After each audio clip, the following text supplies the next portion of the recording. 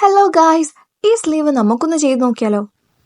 ഇതിന് വേണ്ടിയിട്ട് ഒരു സ്കെയിൽ എടുക്കുക, പിന്നെ ഒരു പെൻസിൽ എടുക്കുക. ഞാനൊരു വൈറ്റ് പെൻസിൽ യൂസ് ചെയ്തിരിക്കുന്നത് ഡാർക്ക് കളർ ക്ലോത്ത് ആയതുകൊണ്ടാണ്. then ഇനി നമ്മൾ സ്കെയിലിൽ 4 സെൻറ്റിമീറ്റർ ഈ ക്ലോത്തിൻ്റെ സെൻറ്റർ ഭാഗത്തായിട്ട് മാർക്ക് ചെയ്തെടുക്കുക. then ഈ 4 സെൻറ്റിമീറ്റർ മാർക്ക് ചെയ്തതിന് വെർട്ടിക്കലായിട്ട്, അതായത് അതിനൊരു 90 ഡിഗ്രി വെച്ചിട്ട് നമ്മൾ വീണ്ടും 4 സെൻറ്റിമീറ്റർ മാർക്ക് ചെയ്യുക. വീണ്ടും അതിനും വെർട്ടിക്കലായിട്ട് ഒരു 4 സെൻറ്റിമീറ്റർ ഈ ടൈപ്പിൽ മാർക്ക് ചെയ്തെടുക്കുക.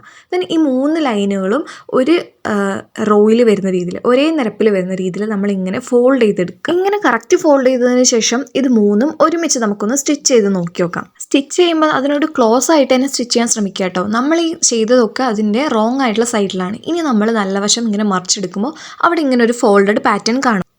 ദെൻ ഇതൊന്ന് അയൺ ചെയ്തെടുക്കുമ്പോൾ നമുക്ക് കറക്റ്റ് ആയിട്ടുള്ള ഒരു ഫോൾഡഡ് പാറ്റേൺ കിട്ടും. തന്നെ ഇതിന് മുകളിൽ നമ്മളുടെ സ്ലീവിൻ്റെ പാറ്റേൺ കട്ട് ചെയ്തിട്ടുള്ള പേപ്പർ വെച്ചിട്ട് കട്ട് ചെയ്ത് അതിൻ്റെ നടുക്കൊരു സെൻറ്ററിൽ ഒരു ഹോൾ കണ്ടോ? അതെന്തിനാണെന്ന് വെച്ചാൽ കറക്റ്റ് ടൈ എവിടെയാണ് അതിൻ്റെ സെൻറ്ററിൽ തന്നെ വെക്കാൻ വേണം. ദെൻ ജസ്റ്റ് കട്ട് ചെയ്ത് സ്റ്റിച്ച് ചെയ്തെടുക്കുമ്പോൾ അതാ ഇങ്ങനെ ഉണ്ടാവും ഫൈനൽ ഔട്ട്പുട്ട്. അപ്പോൾ ഇതുവരെ സബ്സ്ക്രൈബ് ചെയ്യാത്ത ആരെങ്കിലും ഉണ്ടെങ്കിൽ സബ്സ്ക്രൈബ് ചെയ്തോളൂ. പിന്നെ ലൈക്ക് ചെയ്യാനും കമൻറ്റ് ചെയ്യാനും മറക്കല്ലേ കേട്ടോ. Bye guys.